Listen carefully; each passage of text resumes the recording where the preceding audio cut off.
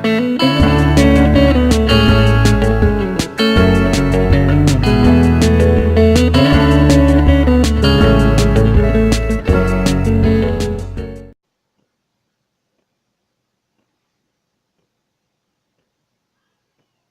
guys, welcome back to playing Villa Seekers Chapter 7. Following the tip, you, Flint, and Nami head to the woods and make a frightening discovery. Ooh. I'm ready, people. I've heard that this chapter is amazing, so I hope it is amazing. Chapter 7, Into the Woods. Let me get this straight. You and Mr. O'Malley played detective at the docks and turned up a solid tip on Kate's whereabouts. Chief Walsh could have done the same if he bothered to try. Yeah, so according to your source, she'd been sighted in the woods near Crescent Lake. Right, a man was with her and it sounded like she'd been drugged. So what did you and Mr. O'Malley do next? Is that even a question? We got there as fast as we could. And? And that's when things really went downhill.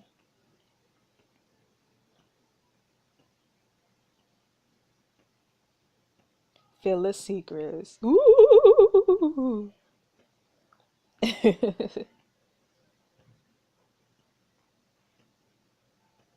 You and Flynn raced down the docks, leaving your tipster behind.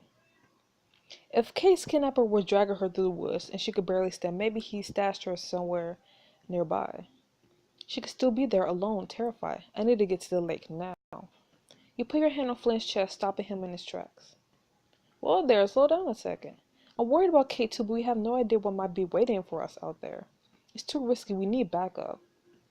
Backup? What is this, some TV cop drama? We don't have time for that. Flynn swats your hand away. Out of my way. I'm going for her with or without you. He stalks off towards his motorcycle. Flynn, just think this through. You'll be playing Candy. Just think this through. There's no time for that. Every second counts. Think about what we know about the kidnapper. They were willing to risk getting caught by any number of people at the wedding. Then they drugged Kate, hauled her out of the lake in her wedding gown, which they had to know would be recognizable. So, what's your point? Whoever did this thought it through, planned every step, which is already scary. But even worse, they're not afraid of getting caught, which means they could do anything.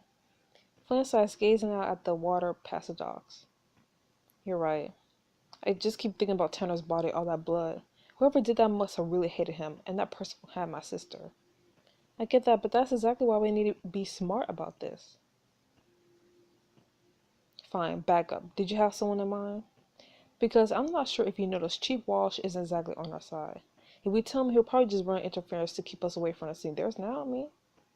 Trust me, I'm staying far away from Walsh and his puppet Duffy. But I think we could trust Naomi.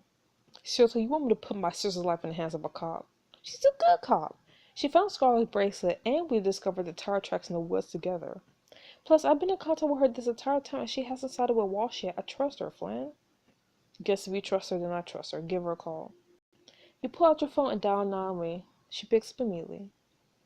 Naomi, I'm at the docks with Flynn. We just got a huge leak, and we need your help. Pronto. I shouldn't even be saying this, but what have you got? Is Walsh around? Because if he gets wind of this... Oh God, no. He headed home hours ago. But don't worry. He's got his deputies working overtime on important stuff, like photocopying Walsh for sheriff posters. Wow, just wow. Well, the upside is I'm more than happy to call it quits for tonight. Where are you? I'll meet you there. Down at the docks, Flynn and I found a legitimate lead. He's still in the final while Naomi, catching her up on all the new developments. 10 minutes later, she pulls up alongside you. Dang, you move fast. But it's a small town, nothing more than 10 minutes away. Besides, what your informant said is true. It's our best lead yet. We need to follow up immediately. Yeah, we figured that part out already. Now, can we go find Kate? Well, slow down a second. I'm not so sure heading out to the woods is the right move. And why is that? For one thing, it's dark. We could miss something important or even destroy evidence by accident. The three of you gaze up at the moonlit sky. Anywhere not lit up by streetlight is bathed in inky darkness. Good point. We never would have spotted those tire tracks on a night like this. That's why God invented flashlights. Okay. I'm also hoping that I'm the only one with the gun. She looks at you and Flynn. You both not confirming her suspicion. This could be dangerous. If things turn violent, you guys might not be safe. Look, I get this isn't the most cautious way to play it. We're talking about my sister. I can't risk something happening to her while we wait for the perfect circumstances. And as far as I'm concerned, either come with me or stay out of my way. Nah, man, I'm Flynn on this one. Case life could be at stake. Fine, I understand. But we're not taking the squad car. It might tip off whoever has Kate. Besides, this isn't exactly official police business. Right, I'll drive. You walk over to your rental car and click the key to unlock the doors. Who rides shotgun? Flynn's my wingman. Nami shoots a skeptical glance at Flynn. Really? He's graduated to wingman status now? You heard the guy. Flynn hops to the passenger seat, shooting you a sly grin as he does. Hehehe. Good choice. Duh. Don't I know it? The three of you drive to Crescent Lake. It's so dark out you have to flip on your high beams to see the road. So how's Welsh going to feel about you looking into this with us? Oh, he'll be momentally pissed, which is why we better find something huge enough that he can't even ignore. You're welcome to bow out if you're too worried about the boss man getting angry with you. Right, so you could just start beating on the first guy you see. Sorry, remind me who's turned up all the least in this case. Was it us or the petty fascists that passed for cops in this town? Flynn, Nami's here to help. Spare me, Flynn, just because you can't handle authority. The authority in this town is the rat bastard Tommy Welsh. If it were up to him, he'll just let my sister die. That's what you want me to handle? Of course not. Why do you think I'm here? Flynn pauses, taking that in and nods. You're right, sir. I'm just seriously on edge right now. Yeah, you need to cool it. I understand. Don't worry. We're going to find your sister. About that, I know where we're headed, but what exactly is our plan? We'll search for the location for any signs of Kate. If we don't find anything, I'll head back to the station and pull an official request for a full search party tomorrow.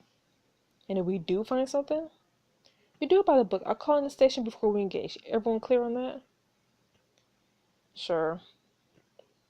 Are you kidding? We find something real and you're saying we still on our hands until Walsh shows up? I know he's got his blind spots, but even he will follow through an indisputable lead. Nami's taking a huge risk coming out here with us, Flynn. We should let her call the shots from here. She could play it however she likes, but if I see a sign of the scumbag who took Kate, I'm not waiting around for... But before he could finish, you hear an edge rubbing behind you. As you wend your way down the narrow forest path, a car swings onto the road behind you, right in your bumper. Hey, dude, what the hell is this car doing? Trying to kill us. The car flicks its high beams. Then slams into the back of the car. Whoa. What's happening? The car rear ends you again harder this time. Your car lurches forward. They're hitting us on purpose.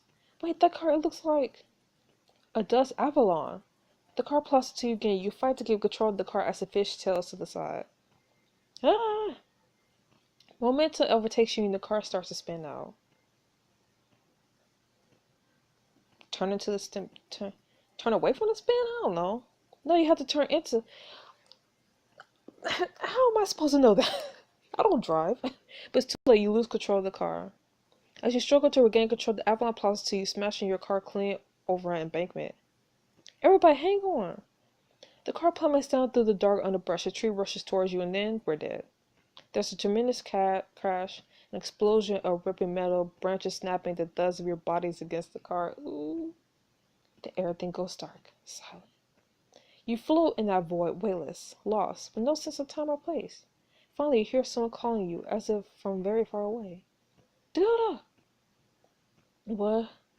Dakota, come on, come back to me. You blink, head throb at the effort and see. Dakota? Naomi? Oh, thank God you're alive. Can you move? You squint your eyes shut, focus all your attention on the effort of lifting your arm. Thankfully, it responds. Yeah, I can move, I think. Let me help you out. When Naomi's help, you half climb, half slide out of the driver's side window. Once you're out, you're taking the wreckage. Your car is on the side, a fallen tree buckling the roof. What about Flynn? Naomi stares up the hill you just tumbled down, eyes fixated on the highway overhead. No sign of the Avalon. Must have sped off after driving us off the road. Oh my God, they tried to murder us. How did they find us? Yeah, how did they find us? Maybe they were keeping tabs on you. Maybe they just got lucky. For all we know, the bro who tipped you off could have been in on it. You think this was an ambush? I have no idea. I just know someone tried to kill us, and that's not something I take lightly. What about Flynn? He's injured, but I think he's okay. Nami just to the passenger seat of the car. The doors caved in, and you could see Flynn inside, his chest rising and falling slowly. Flynn calls out from inside the car, voice muffled and weak. Help, please. I'm going to need your help getting him out. Do you think you're up for it? Does anything feel majorly wrong? You check yourself for major injuries, but everything seems more or less okay. I think I'm okay, more or less. Then let's get this door off. You and Naomi set to work on the crumpled door, using the tree branch to help you pry it away. Thanks. Help Flynn climb out. He tries to stand, then immediately slumps down against the car. Are you okay? I'll be fine. We gotta keep going. You notice a jagged gash on his leg. He's clutching one arm against his chest protectively once every few seconds. Flynn, that looks bad. It's nothing. I'm fine, Kate. We gotta find Kate. The only thing you need to find is a hospital bed. You take out your phone to call 911, but there's no service. No bars, of course not. Nami roots around the wreckage. I found a first aid kit. It's not much, but I'll patch him up. Come on, we don't have time for this. Let's get back on track and look for Kate. Flynn, you're seriously beat up. You drop down to look at his leg. His pants leg is soaked with blood from a long vertical gash. That looks deep. I've had worse. Enough with the tough guy act. You got to let me clean and dress up. Told you there's no... Flynn takes a step forward and stumbles, wincing. Slowly, painfully, he lowers himself to the ground. Are you going to let me help you now? Fine, just be quick. He reaches to a first aid kit for a pair of scissors and uses it to cut his jeans away from the wound. I think something's stuck here. Just what you always hope to hear about your open leg wound. Sorry, this is going to hurt. With tweaks, you pluck out splinters of metal and glass from Flynn's leg. Oh, my poor baby. Oh, damn it. Almost done. You take a towel from the kit, soak it with antiseptic, and clean the wound.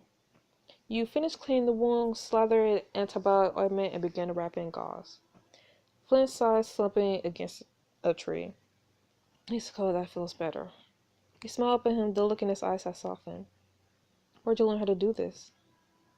Just do what comes naturally. Used to volunteer at a hospital. Really? I figure you must have a side career as a field medic. Oh yeah, you really see me out there on the front lines patching up wounded soldiers? Why not? You seem like the kind of person who'd do anything. Glance down, a flush spurting over your cheeks. How about you, huh? You seem pretty caliber about all this. I'll take a beating or two in my day. In prison? Yeah, and other places. So this is nothing. One time in a pen, a couple of neo-Nazis tried to go after my friend Miguel. I dropped one with the punch, but the other one got me in the side with a shiv. I had to stitch myself up in the cell. That was something. God. Ain't no one ever said life was easy, right? He finished wrapping up his wound. There, our legs all done. Now let me get a look at the shoulder. Yeah, that's the part that really hurts. It might be dislocated or something could be torn. So I was going to get someone weird to offer and beat me over the head with it. You used some bandage to make a rough sling, gently guiding Flynn's arm into it. I don't want to risk making it worse. You'll need to get this looked at as soon as we get back into town. He nods, resigned, then glances up at you. Hello, thank you, seriously. Anytime. After all, we're a team, right? Always. You squeeze his hand and help him up. You peer into the forest looking for, you're not exactly sure what. Soon you catch a glimpse of something shimmering through the trees. Is that water? Crescent Lake, we must be pretty close to where that guy saw Kate. That one could be anywhere. Our phones are dead, my radio's got nothing but static. We should sit tight and wait for help. Or we could look...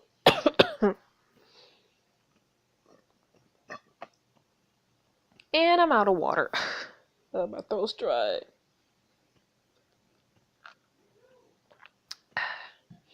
Or we could look around for a sign of Kate. Nami he's out Worry side. I know you want to do this by the book, but you said it yourself. Our phones are dead. You're not really just going to sit here, are you? No, God help me, but I'm not. I'm going to go take a look around. Good, and I'm coming with you. Looks like we'll be the three amigos then. Flynn takes a step after you and crumples to the ground with a cry of pain. Damn it. I'm sorry, but you have to stay here, O'Malley. If whoever was driving that avalanche shows up again, well, I'm not so sure you'll be able to protect yourself. She's right, Flynn. I could do it, just give me a second. Flynn, you have to take care of yourself. I know how hard this is to you, but if you keep pushing, you could seriously hurt yourself. You know you suck if that happens, right? Flynn frowns, obviously frustrated. Then shoulders slump in resignation. You're right, I'll wait here. You reached on, gently squeezing his good shoulder. He'll be back soon, I promise. He gazed at you intently. Be safe out there, Dakota. I will, I promise.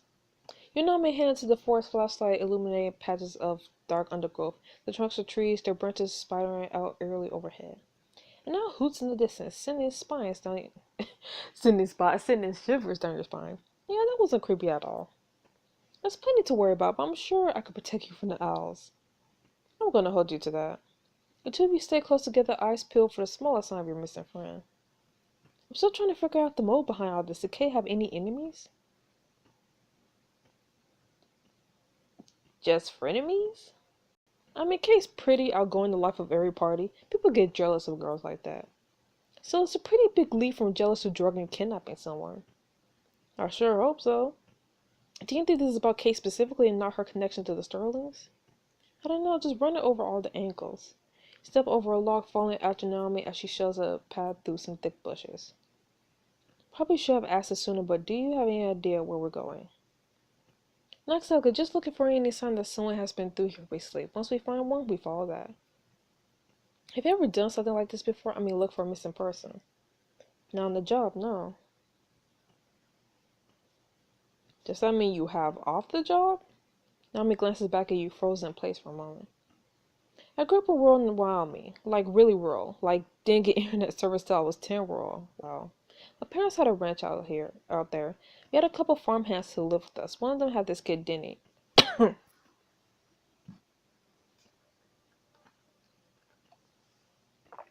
I was 13, Denny was, I don't know, 6. He had this big fight with his dad and ran away. We didn't realize until that night he'd been missing for hours in the middle of winter. Oh my god. The nearest town was 3 hours away, so we split up and set on our own to find him. I remember being out there in the dark, lips cracking from the cold, shouting his name until I was hoarse. And did you find him? Thank God, yes, he fell into an old quarry and broken his leg. He was pretty banged up, obviously, but he was alive. I carried him to the branch on my back, and we got him to a hospital. He never went away after that, tell you what. I'll tell you what. King of the Hill. No, I mean, that's so sad. What do you mean? Just, I can't imagine having to go through that at 13. You should have been doing normal teen things, not risking your life. If there's one thing I learned really early on, though, is that a normal life was never in the cards for me. So how does a girl from rural Wyoming end up in a deputy in Massachusetts anyway? It's actually kind of a long story. Suddenly Naomi grabs your arm, her voice a harsh whisper. Turn your flashlight off. Follow with the flashlight, pressing the light against your body until you can find the switch. Once you manage, you turn to Naomi, barely daring to whisper. What is it? There's a building just up ahead. She pressed a finger to her lips and tiptoes forward, with you just behind. As you get closer, you can make out an old, rundown cabin. The dust avalanche part that's like, it's from Bumper a smashed ruin. Betting that's no coincidence. Naomi draws her gun. Stay right behind me. You're not eyes wide, heart racing, you follow her around to the side door. Put your hands up! Barely breathing, you step into the shelf, living room with the couch along one wall and a threadbare rug at the center. Your heart thunders in your chest, but you try to stay calm, sitting close behind Naomi. She pauses to peer at some muddy tracks on the floor. They look fresh. I'm guessing someone came in, grabbed something, and ran back out. The kidnapper? You knew we were close. Maybe he's covering his tracks. Just then you hear a thud. What was that? We're not alone. Guns raised, Naomi motions for you to follow her. She creeps across the floor and into the kitchen. Something clatters and you both jump. Ah! Whoa! You lose your balance, crashes to Naomi. The two of you tumble together to the floor. Sorry. Just be glad I didn't shoot. Pretty sure we're not secret anymore. Should we shed a little light on the topic? I mean, not. You stand, dust yourself up, and stumble along the wall until you find a light switch. Let there be light! A huge rat scurries into his hole in the corner. Ugh, I hate rats.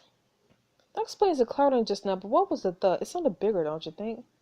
Nami does respond. She's absorbed by a heavily padlocked door on the far side of the kitchen. Cabin was locked, but look at the size of the lock in this room. There must be something pretty important behind that door. Should we break it open? We sure as hell have probable cause. Why are we trespassing? We left Flynn alone back there. And you're not even supposed to be here in the first place. Once we start breaking down doors, well, unless we find something, you could seriously get in trouble. Appreciate that, Dakota. But suddenly you hear the thud again. Listen. Another thud. It sounds like it's coming from below. Kate, is that you? You kneel down and pound on the floor with your hand. The thud comes back, a perfect mimic of your own. There must be a basement under this cabin. Have you seen any steps headed down? No, but we could look for another way. The two of you look at each other, then down at the large rug on the floor. You think? Definitely. The two of you throw it aside, revealing a trapdoor. Holy. It's heavy, but together you and Nami manage to pry it open. A still musty smell rises up from the desk. It's too dark to see anything below. Kate, is that you? Huh? Someone's down there. You and Nami scramble through the trapdoor and down a long ladder. Careful. If this is Kate, then I'm surprised that we're finding her this early. At the bottom, Nami finds a light switch. She flips it on, and the two of you peer around the dirt floor basement. At the other end, a half hidden in shadow, is a figure, a woman. Kate! Wow. Honestly, I'm surprised though. I mean, this is only chapter 7, and we already found Kate, so I'm wondering what's going to happen next. Because you would think that they would, reveal Kate being okay and alive, like at the end of the book, like the last chapter or the last 2 chapters, but no. So I wonder what's going to happen next then. Who's I? You went to her, then stopped short, frightened by the glassy, distant look in her eyes. She continues to mumble incoherently. However, they gave her a strong. Kate's hands are wrapped around a broken board, nails split and bleeding. Whew! Thud. She keeps hitting it against the wall.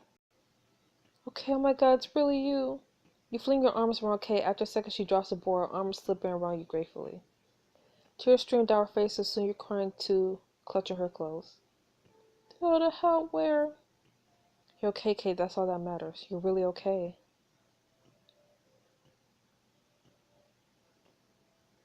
Man, I'm still wondering what's gonna happen though.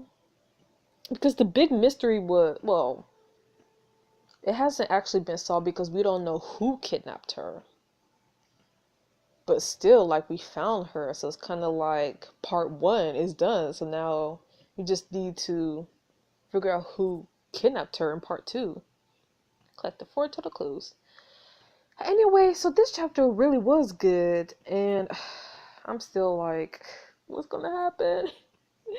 So anyways, I'll see you guys next week for the next chapter of Villa Secrets. So I'll see you then. Bye bye.